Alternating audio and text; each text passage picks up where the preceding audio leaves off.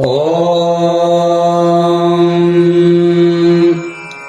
श्रीसङ्कष्टनाशन गणेशस्तोत्रम् प्रणम्य शिरसा देवम्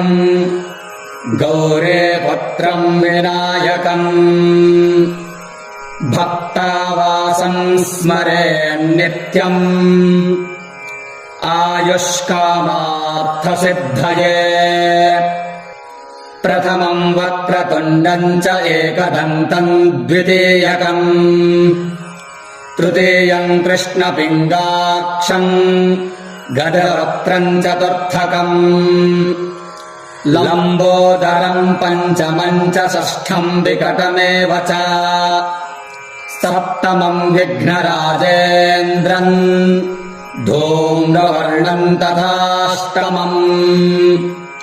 नवमम् भालचन्द्रम् च दशमम् तु विनायकम् एकादशम् गणपतिम् द्वादशम् तु गजाननम् द्वादशैतानि नामानि त्रिसन्ध्यः पठेन्नरः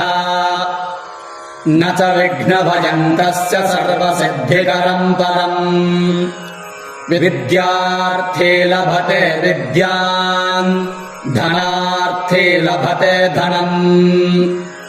पुत्रार्थी लभते पुत्रान् मोक्षार्थी लभते गतिम् जपेद्गणपतिस्तोत्रम्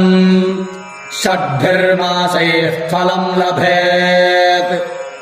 संवत्सरेण सिद्धिम् च लभते नात्र संशयः अष्टभ्यो ब्राह्मणेभ्यश्च लिखित्वा यः समर्पयेत् तस्य विद्या भवेत् सर्वा गणेशस्य प्रसादतः। ॐ